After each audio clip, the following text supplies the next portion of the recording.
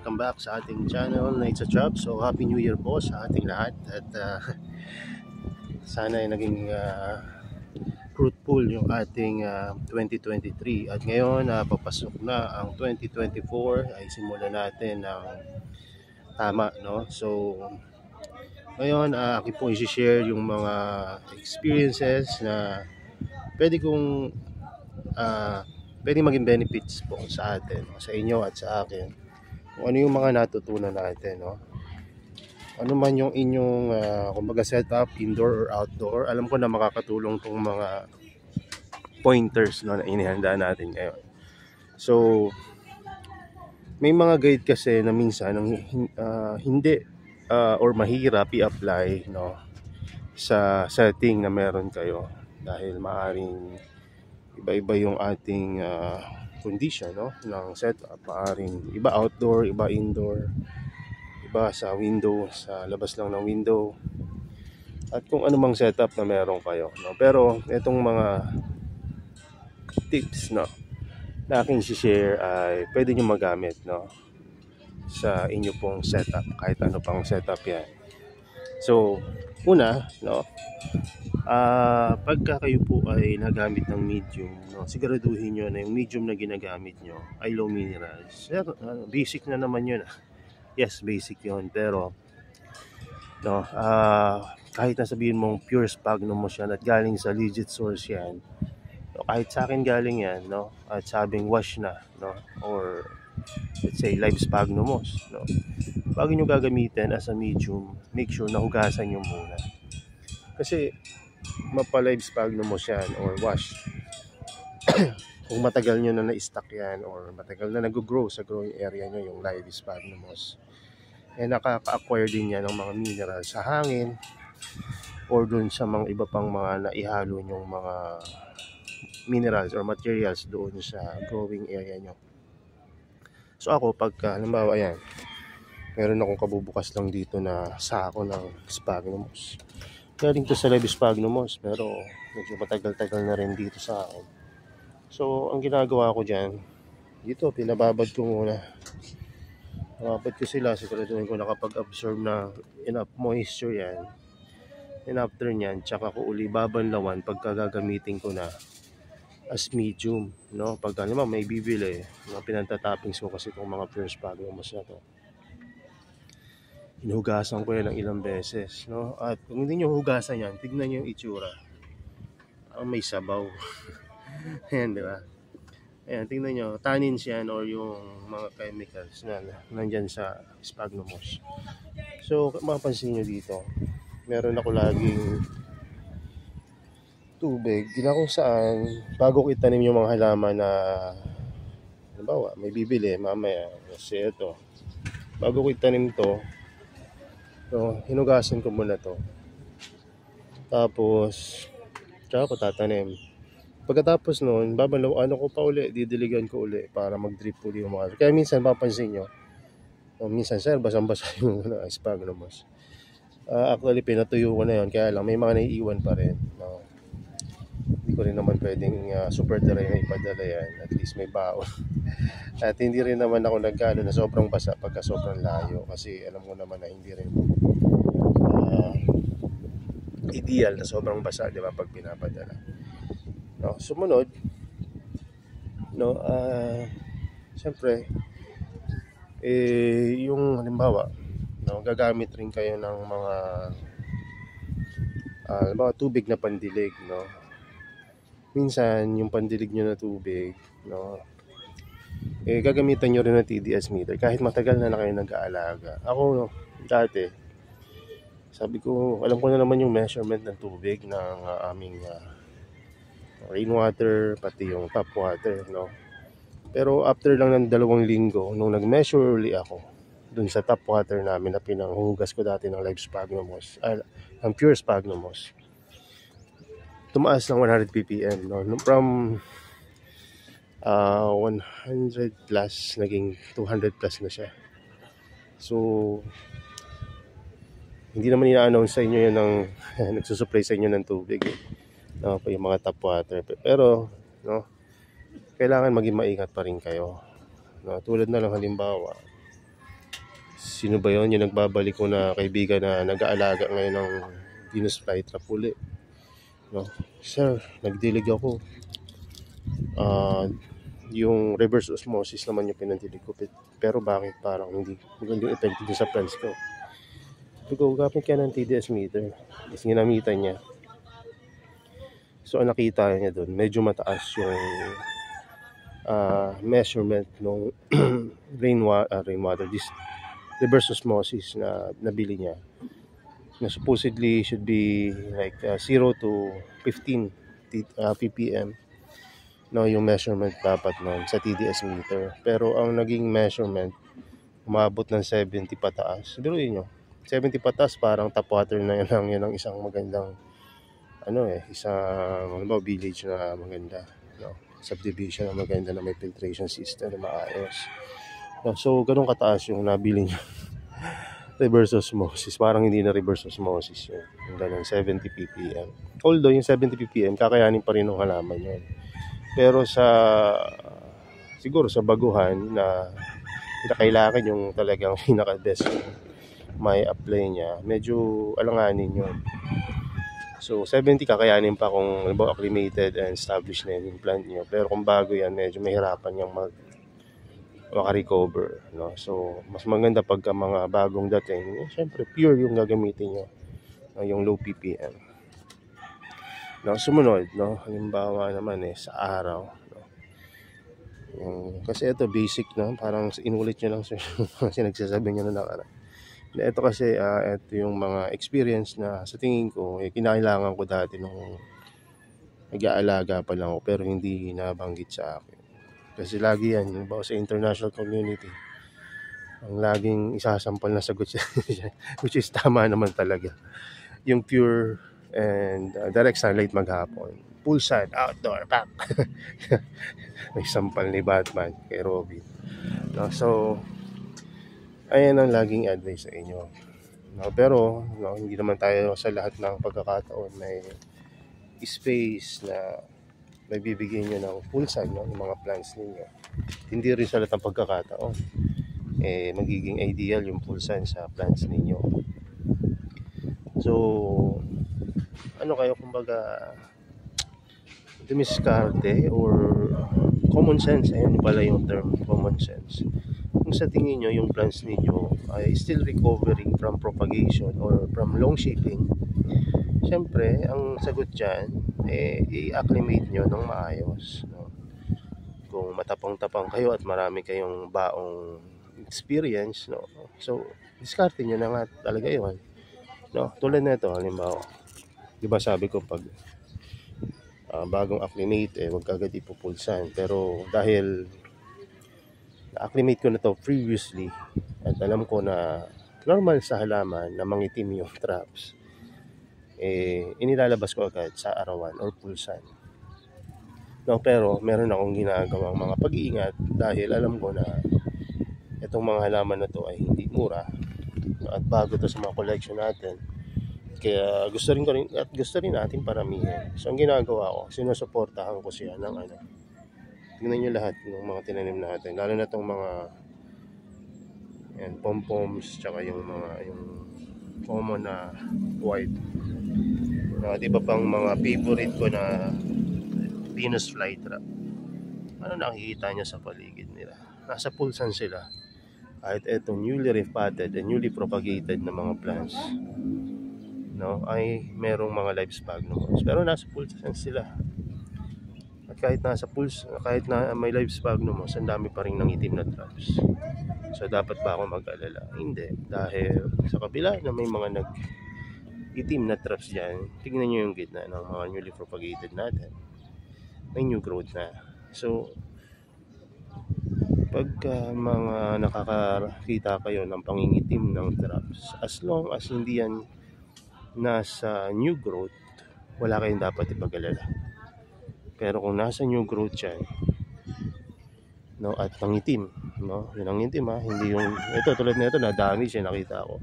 Hindi ko alam kung ba't na damage, so kinagat ng insekto or ano, pero hindi naman siya nangitim, diba? Pero kung nangitim yung new growth nyo, doon na kayo kabahan, kasi maaaring hindi masyadong mainit, may problema yung halaman ninyo, or let's say baka kung bago yan, baka sensitive talaga sila sa ganong klase ng liwanag na binibigay, tulad na lang halimbawa ng Moifula na newly propagated natin na nag-strike to from rhizome. Ito, napansin ko yung new growth niya nagkaroon ng itim, brown ng gilid. Ayan, new growth. Nasaan ba? Sorry, hindi ko pa na ipo-focus na. Ayan, ito. Nagkaroon niya ng pagbabrown doon sa unang mga tubo niya. Although napalitan na ng mga mas magaganda. Pero nung una, nagkaroon niya ng pagkakaroon, no, nung itim, no, doon sa new growth.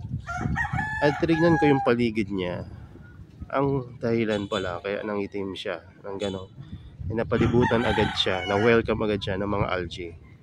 So nagkamali tayo ng pagdidilig, nagdilig tayo kahit gabi, na nag-cause ng algae sa ating mga halaman.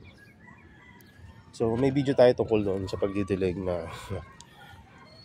gabi, ano ba dapat talaga, gabi ba, umaga, tanghali, meron yan, panoodin nyo na lang, mas maganda yan para matutunan nyo rin at magkaroon ako ng extra views doon sa video na yan. Pero maraming nanood na kasi siguro napansin nila, tama nga. Kasi ako rin no, kasi tagal na tayo hindi mo matagal, 4 years mahigit. So napansin ko, sabi ko, ang galing-galing, ganda-ganda ng alaga ko nung first, second, third year ko ng pag-aalaga. Ngayon, fourth year na mas tumagal ako sa pag-aalaga. Bakit parang hindi na ganun kagaganda tulad dati? No, sinisisi ko pa halimbawa yung sinisisi pa natin minsan yung climate change, yung klima ngayon, lakas ng hangin at kung ano-ano pa. Pero maaring may kinalaman yun. Pero bakit hindi na hindi ganun kagaganda tulad dati? So unang-una, naging masyado kang kampante. Nagiging kampante tayo pag matagal na tayo nag-aalaga. Pag puro buhay yung propagation, yung acclimation, pag-aalaga mo ng halaman, no? Hindi na tulad dati nag-aalala ka. So sinatry mo yung extent kung hanggang saan gano'ng katibay yung mga plants mo. No? At nakita mo na kaya na pala nila na gano'n, na kumbaga less yung maintenance na pwede mong gawin, mabubuhay pa rin sila.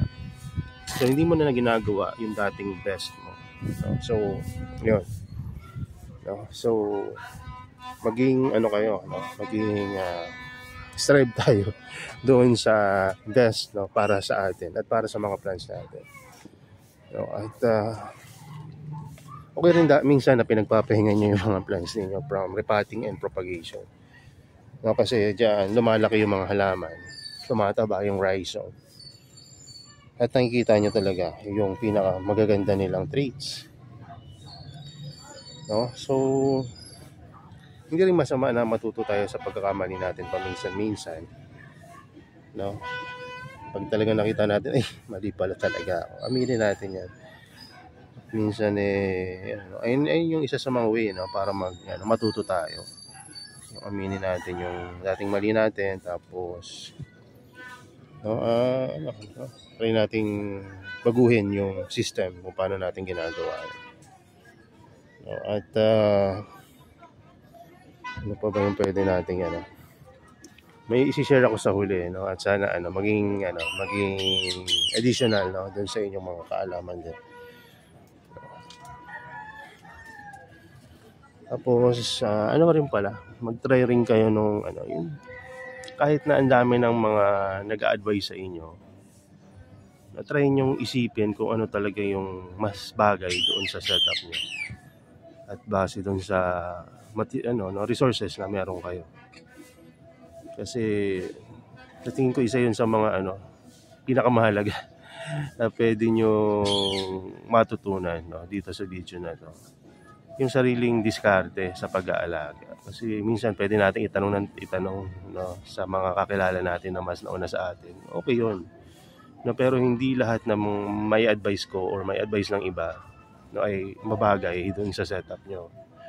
minsan may mga specific na mga steps or technique na pwede kayong gawin doon sa setup nyo na kayo lang yung pwedeng gumawa, no? Kasi kung halimbawa nakisabay ako dati sa mga uso na kung paano pag-aalaga ng mga halaman, siguro hindi rin ako natuto ng tulad ngayon, no? Siguro blessing rin na hindi ako tinuruan na dati, no? Kasi kung halimbawa matanong kayo sa akin, no, kung nahiya na kayo minsan tanong ng tanong minsan dun sa Facebook, sa Shopee, huwag kayong mahiya kasi kung matanong kayo, mas makulit ako dati pag nagtanong, no? Dumating sa point na gumawa pa ng GC yung mga dating nag-aalaga para lang dun sa mga baguhan na puro matanong. At siguro isa ako dun sa mga no, kasi alam ko may mga GC pa rin hanggang ngayon at pinag-uusapan nyo pa rin yung ibang mga baguhan or kahit yung matatagal na mga bali-balita sa carnivorous hobby, no?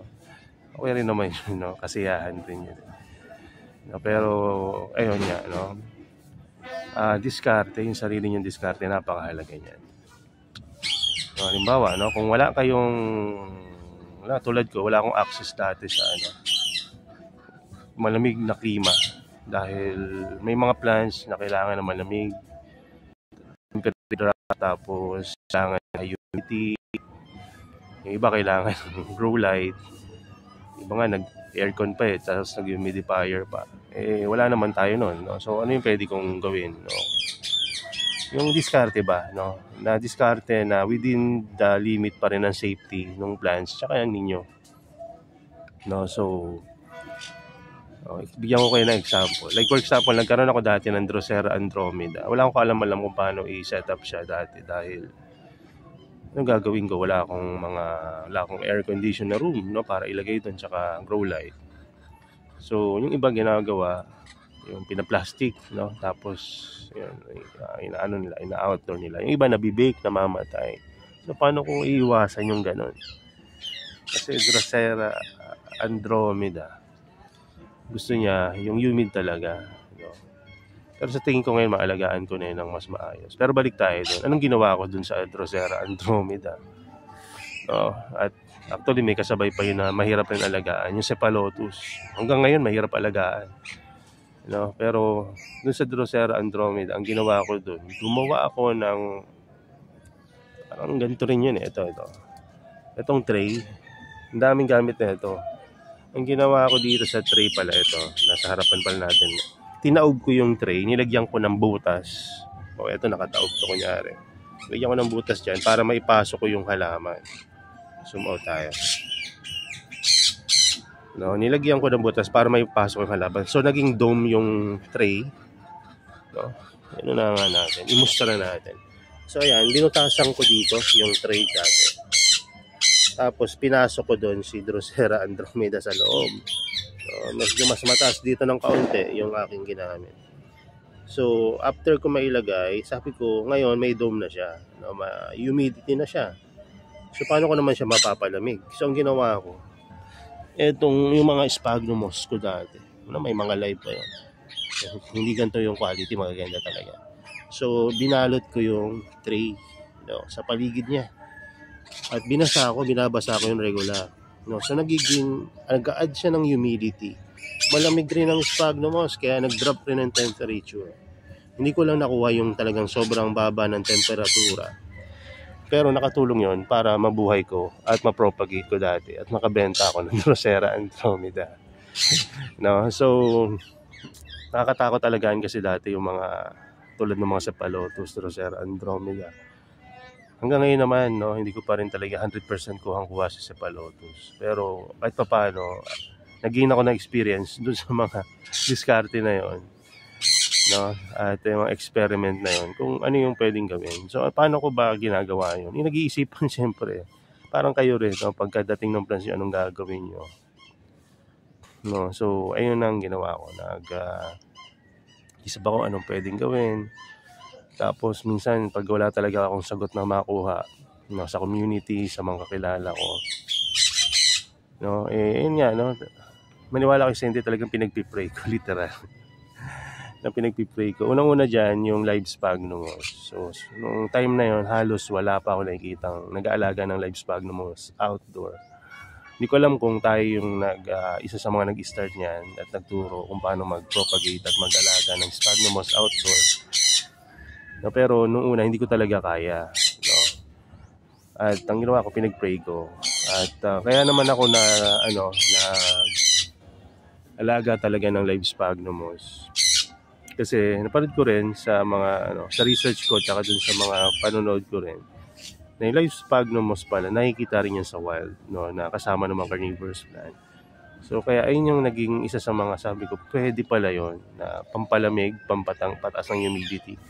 Plus additional medium pa sa mga alaga akong carnivorous plant. So ngayon, marami na rin tayong naturuan kung paano mag-alaga ng live sphagnumos, mag-harvest. So, at hanggang ngayon, no, nandito pa rin yung live sphagnumos at hindi ko pa rin naalis, no, sa mga setup ko. May mga iba akong naturuan dati, inalis na nila yung live sphagnumos sa setup nila kasi nakakabulok daw. Pero dahil, no, yun nga, yung mga sinishare ko ditong idea about doon sa, pwede nyo naman ba't ba nakakatunaw or nakaka-root rot itong live sphagnumos? Dahil yon sobrang basa. So kung sobrang basa, anong gagawin mo? Hindi wag mong masyadong diligan. 'Di ba? So priority natin yung plants, no? Yung live sphagnumos. No, nandiyan na yan kung mabubuhay or hindi. Pero sabihin ko sa inyo, kahit mamatayan ngayon, mabubuhay pa rin yan. No, yan ang live sphagnumos, no? Kaya lang yung iba talagang inalis na nila. Kasi nga, ewan ko. Siguro, eto siguro, ngayon ko lang to na-realize at ngayon ko lang rin siguro sasabihin. Kaya nagiging masama yung live sphagnumos sa mga setup natin, no? Ay dahil sa paggamit rin natin ng mga chemicals na hindi naman dapat ginagamit. So, nakita nyo na ba yung mga video sa sa internet, sa YouTube ngayon, na kung saan merong isang lugar sa US yata yun. Hindi ko alam. Basta may napanood ako May isang lugar, so wait lang, alis tayo dito, makaka-copyright tayo. So may isang lugar na sa ibang bansa na hindi naman tinutubuan ng Venus flytrap.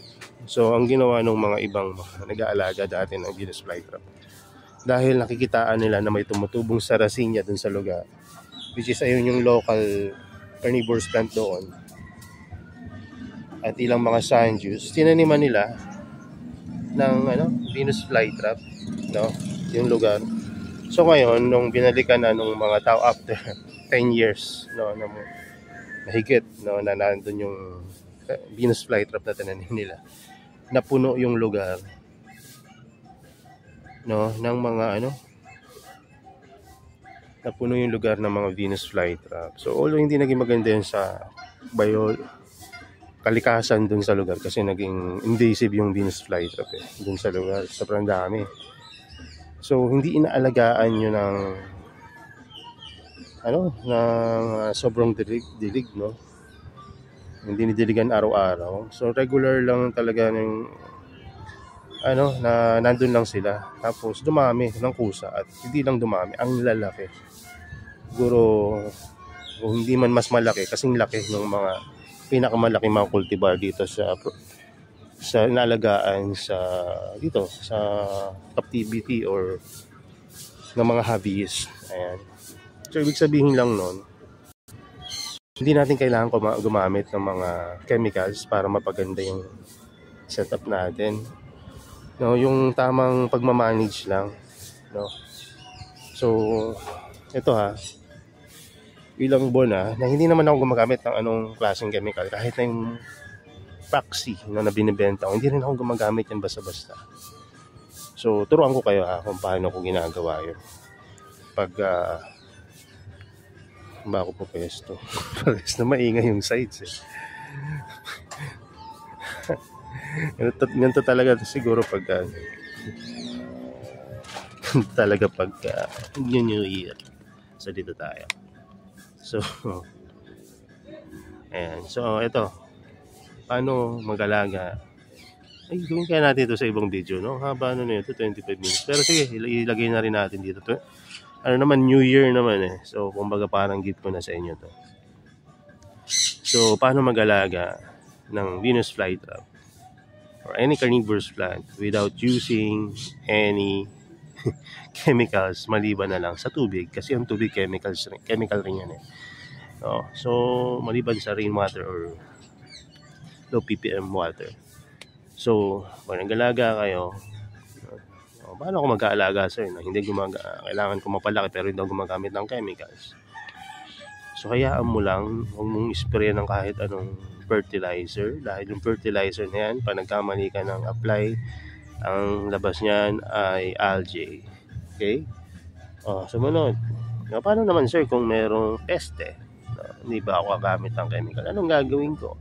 So may mga video tayo dyan about paano pagtanggal ng peste na hindi gumagamit ng chemical. So ayan, no? Pwede natin pagtalu-taluhan to maghapon, pero totoo naman talaga na pwede mong alagaan ng carnivorous plant nang hindi gumagamit ng fertilizer o chemical na pesticides, no? So ano gagawin mo sir para mapatay mo yung mga peste na yan? So yung pagsasubmerge, number 1 yan na sagot yan sa mga problema nyo sa peste. Sinasubmerge yung halaman, yung medium, yung buong paso kung saan nakatanim yung halaman sa tubig. Kung plano nyo naman magpalit na talaga ng medium, tanggalin nyo yung halaman dun sa medium, yung halaman lang ibabad nyo. Pero ang ginagawa ko dati, dahil regular ko yung ginagawa dati, yung pagbababa at pagsasubmerge, sinasama ko na pati paso. So paano yun sir? Pagka ninigay mo sa tubig yung paso na may medium, na may halaman, lumulutang yan, di ba? Anong gagawin mo? Siyempre, common sense ulit. Lagyan nyo ng pabigat, no? Like what? No? Kung may labarak kayo dyan, no? Yun yung pabigat yun. Talian nyo. Yung labarak, italin nyo dun sa paso. Di ba? Hindi nalulutang yun. O kaya akong ginagawa ko naman, anong meron dito na pwede kong makuha na pampatong, pampabigat, no? Yung tweezer ko, may bato dito na yun nga, labarak, pinapatok ko lang sa ibabaw. At after isang oras, at least isang oras, ayan, nabawas na yung mga dyan. Sino ba yung pwedeng huminga na isang oras na na diba, na nahinga na maliban na lang syempre dun sa mga aquatic, no? Kung may mga peste na aquatic, bihira naman yun dahil hindi naman mabubuhay sa setup niyo yung mga aquatic na yun. So yun ang ginagawa ko dati, at yun, gumaganda yung mga plants, at hindi siya, actually hindi ako nakakaranas ng pagliit ng halaman dati nung ganun yung ginagawa ko, no? So siguro kailangan ko na rin talaga ibalik rin yun, no? Kaya lang kasi tingnan nyo naman sa dami ng halaman dito, kailangan talaga ng matindi-tinding babaran, no, session. So ano pa, no? Kung sa peste na na natin, sa medium naman, eto maganda rin tong i-discuss. Ako, ang haba na ng video na to, no? Sige, itutuloy ko na lang to sa iba pang pero no, sa medium, alam nyo ba, kung bili kayo ng medium normal naman yun dun sa mga talaga may pambili, pero yung iba na nag-uumpisa pa lang at ayaw bumili ng medium, no, tagtitipid, no, pwede nyo naman hugasan yung medium, ibabad nyo. After nyo maibabad, kung gusto nyo, kung may mga gatong kayo dyan, pwede yung pakuluan yung medium, yung pakuluan nyo. Siyempre wala yung halaman na ilalagaan nyo, gusto nyo maging sinigang, gulang na lang. So pagka na pakuluan nyo na yung medium, hugasan nyo. Pagkahugas nyo, tignan nyo yung medium kung gaano kalinis yan, no? Gaano katagal sir hugasan? Hugasan nyo hanggang luminaw yung pambanlaw nyo na tubig. Hugasan nyo hanggang bumaba yung minerals ng medium nyo. Baka mas maganda pa yung quality niyan kaysa nung fresh medium pa siya, no? Diba? Pinakuluan mo, hinugasan mo, napakaganda na ng medium na yan pagkatapos. So hindi nyo kailangan bumili ng medium, no? Ayan. So hindi pa natin pinag-iisipan minsan na decompose pa natin yung kokopit bago natin gamitin. Tapos sphagnum moss, bili tayo ng bago. Diba? Hindi ba mas maganda yung semi-decomposed na sphagnum moss kaysa sa newly harvested na sphagnum moss? So, diba? Minsan nag-isipan rin natin yun. So, yun, no? Bago tayo maghiwa-hiwalay ngayong 20, bago hiwalay at umasa sa 24, ng no? At ito yung nakatulong sa akin bilang isang grower ng carnivorous plant. At ito alam ko makakatulong rin sa iyo. Kasi ito yung ginagawa ko rin sa mga estudyante ko sa TESDA or minsan sa mga nagle-lecturean ko. Bago ako matapos sa lecture, binibigyan ko sila ng yung pinakamahalaga ba ng pointers. Para kung may makalimutan nila yung pinagdadaldal ko ng matagal, may maaalala sila. Ngayon, papasok tayo sa 2024. Ito yung bagong simula sa atin. Clean slate, na kumbaga, pwede natin gawin yung mga positibo at magandang mga bagay ngayong 2024. Pwede rin natin, kung anong gawin natin hindi magandang yung 2024. Pero, simulan natin ng maayos, So, unang-una, syempre, pag-pray natin yan, kahit anong denomination nyo, magandang simulan yung 2024 ng prayer. At huwag niyong kalimutan yung salitang new start or bagong simula. Diba may acronym, new start, i-reviewin natin. Yung N, nutrition, kumain kayo ng tama. Ngayong bagong taon, sigurado makapakain kayo ng mga bawal sa may memory gap. Bawal ang pork. Pero kumain kayo ng healthy, hanggat maaari. Mamaya lalamon din ako, pero bago ako lumamon, ngayon nag-herbal na ako. Nakikita nyo to. Ayan, nag-harvest na ako sa baba na ito. Pansit-pansitan para sa mga masasakit na kasukasuan, UTI at mga balisaw-saw. Tapos maganda rin yung panlinis ng inyong gut, at liver. Tapos nag-serpentina na ako dahil pang palakas ng immune system yan. Uso ngayon namang puyat dahil inabangan ng New Year, diba? So, mag-serpentina rin kayo. Mapait yan, pero pwede nyong ipalaman yan sa loob ng saging or bread, Gawin yung encapsulation sa loob, tapos inumin nyo. Huwag nyo nang ngat-ngatin. Humiyain. Inumin nyo dire-diretso. Kahit hindi nyo nga pilas-pilasin niya, matutunaw naman sa tiyan nyo yan at ma-absorb rin ng katawan nyo. Pero ako, pinipilas ko talaga dahil sanay na ako dun sa serpentina. So, basta sa nutrition, lahat ng natural, sa N, sa new start, lahat ng natural, makikita nyo sa puno, basta natural, hindi processed food, so, ano ba talaga yung nutrition na yan, So, fruits, nuts, vegetables, ayan. Basta hindi pa process. Sumunod ay E, exercise. Kahit na nag-garden tayo dito, nagbubuhat tayo ng mga medium, naghahalo-halo, mekos-mekos tayo ng medium. Hindi yung nakakapagod sabi ng mga kakilala kong hindi sanay sa mga trabaho na ganito. Nakakapagod sa magugas ng medium. So, yun yung sabi niya. Sabi nung isang yung gamer na tropa natin. Tapos yung isa naman yung IT. Mekos-mekos daw siya ng mga medium niya. So, ayun, nakakatawa na Dati ganun din ako. Ngamit na ngamit yung braso ko. Pero hindi pa talaga yun yung talagang exercise. Although exercise na rin yun. Pag-exercise kayo, yung E, Ano ba sa tingin yung best exercise? Pwede kayong magsabi ng mga suggestion like biking, cycling, swimming, walking, jogging, at kung ano-ano pa. Zumba, di ba? Pero ang pinaka-the best na exercise ay yung exercise na mauumpisahan nyo ngayon mismo habang pinapanood nyo itong video na ano bang pwede kong exercise na gawin, habang nanonood kayo ng video, mag-push up kayo, mag-stationary jogging kayo, magtatatalong kayo ngayong New Year para pawisan kayo at sabi nila lalaki daw, di ba? Ewan ko kung anong lalaki doon, tatangkad pala, So, joke lang yan. So, yung E, exercise. So, sumunod sa letter E, di ba new start? And E, nasa E na tayo. W, water. So, napakaraming healthy drinks ngayon, like yung mga tea, fruit juices, at kung ano-ano pa. Pero wala talagang papalit sa tubig. Kung yung halaman nyo nga gusto yung diligan lagi ng rainwater, distilled water, tapos kayo iinom kayo ng mga kung ano-ano na hindi natin may paproseso na maayos sa katawan natin na makakasama pa. So, huwag niyong kalimutan yung pure water, no? Kasi dahil kailangan rin ng carnivorous plant yan, mas kailangan natin yan. No? Kaya, yun, may dala ko palaging,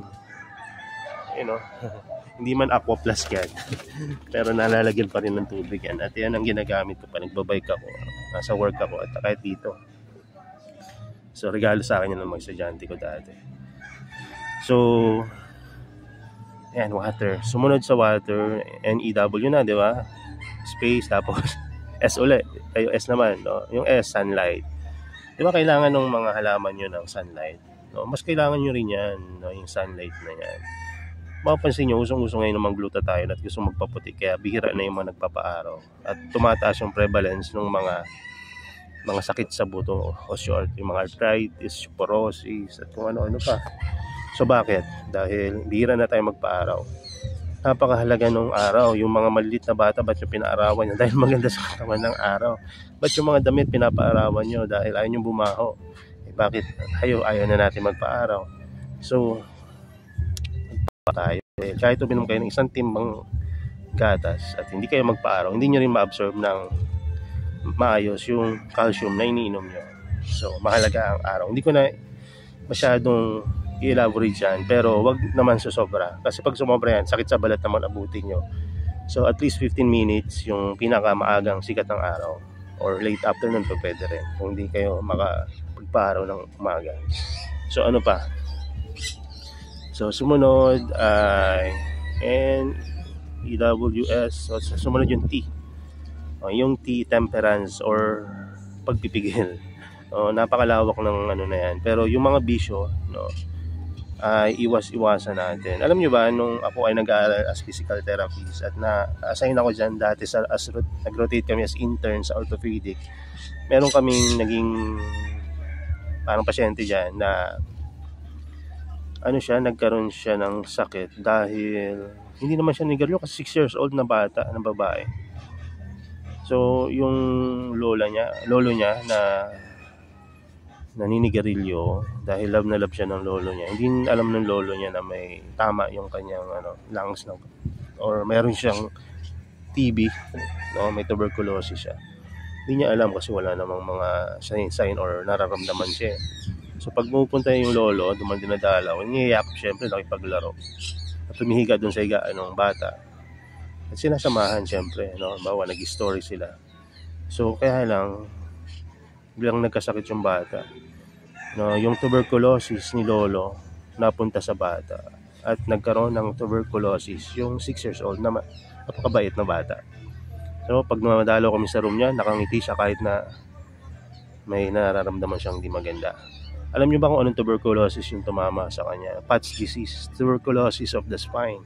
Hindi tumama sa lungs, kundi tumama sa spinal cord yung bata. So, kahit na ayaw ng lolo niya na mahawa yung bata, no, huli ng lahat, nahawa na. So, from neck down, hindi nakakagalaw yung bata. Diba? Sayang naman, no, ganong edad, no, naglalaro-laro na yan at nagja-Jollibee ng regular. Kaya lang, ayun, nangyari sa kanya. Pero huwag kayong masyado malungkot dun sa story na yan dahil bago kami umalis dun sa lugar na yon, gumalaw na yung big toes niya. Ibig sabihin, nagkaroon na ng connection yung kanyang nervous system, no, or yung kanyang brain or spinal cord niya doon sa lower extremities niya. Ibig sabihin, mataas yung chance na makarecover pa yung bata. So, ang punto, kaya ako to inistorya sa inyo, hindi para i-marites, kundi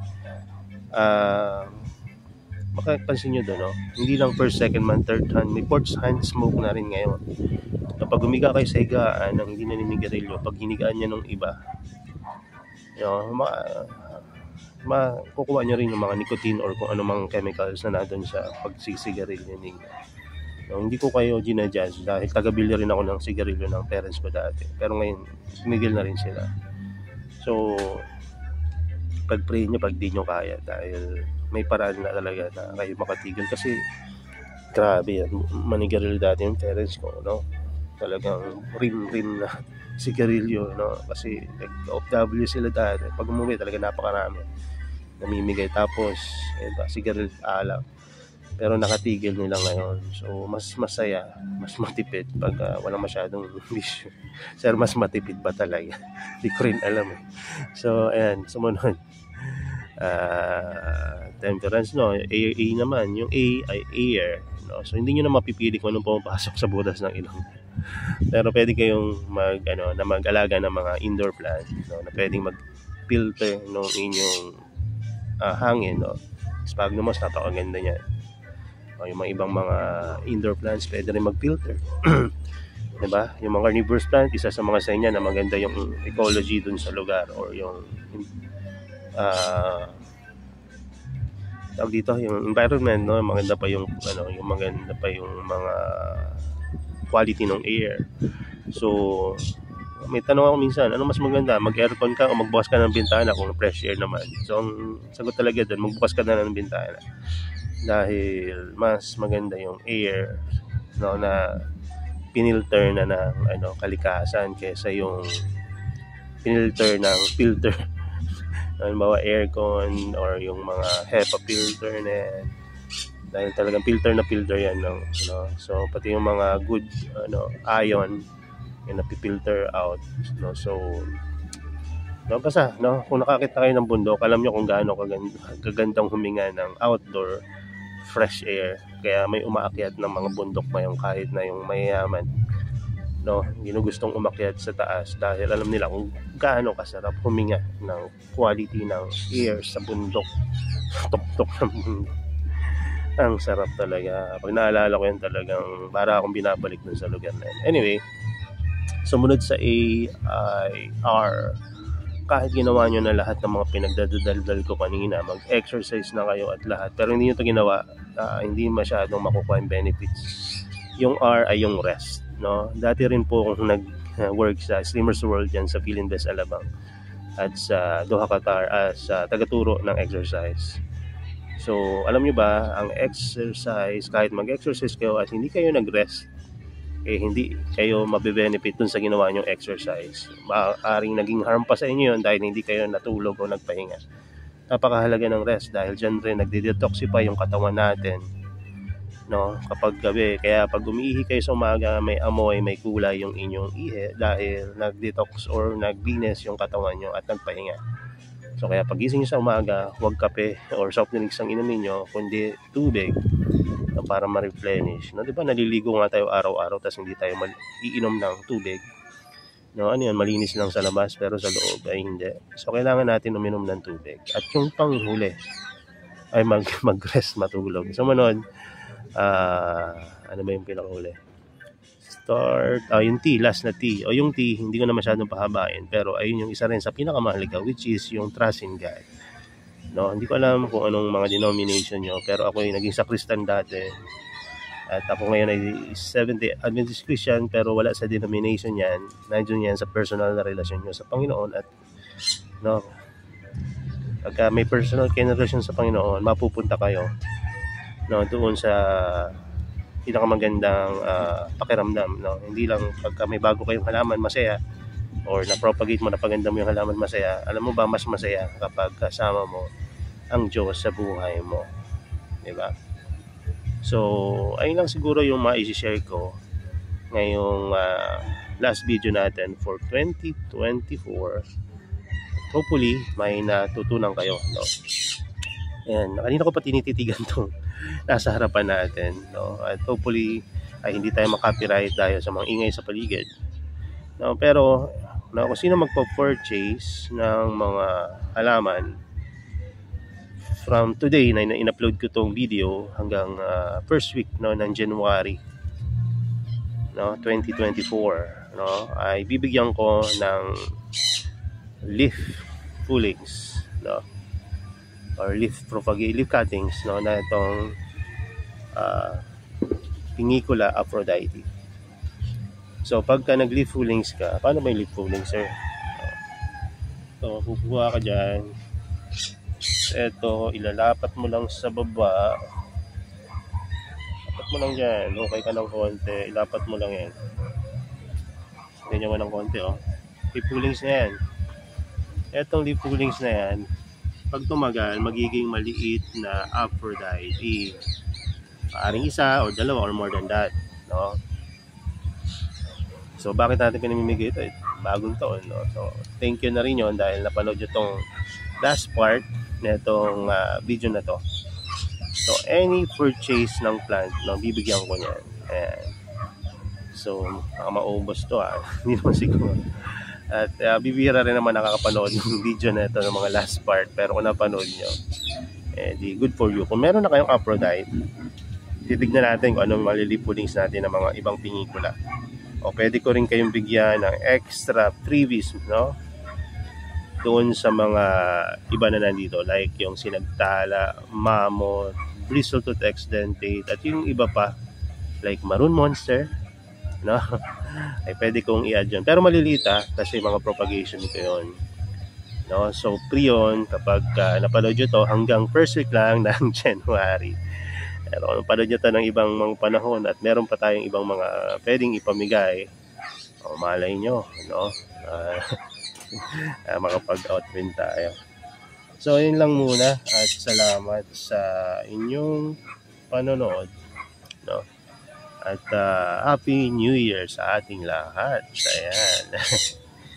So inisip ko sana magla-live ako mamayang alas 12, kaya lang baka makatulog ako or kung ano man yung maging sitwasyon mamaya. Alam niyo naman pag New Year, diba? So yun lang muna. Ang gagawin ko ngayon, maglilinis ako ng mga kalat-kalat na sobrang kalat na. Ayan. Kaya hindi rin ako nagpapapunta dito kasi busy tayo palagi at sobrang dami ng kalat. Laging meron yung kalat na yan. No, ang wife ko masipag magligpit, pero ako mahilig ako magkalat kasi nga ayan, may ginagawa tayo dito ng mga maliliit na project like propagation, repotting, bagong halaman na darating at kung ano-ano pa. So maglilinis tayo at magdidilig kasi umaga pa, 'di ba? So yun lang muna. Salamat uli sa lahat-lahat, no. Nag-purchase man kayo sa Shopee Store o nanonood lang ng video sa YouTube channel, maraming salamat po sa inyo at kung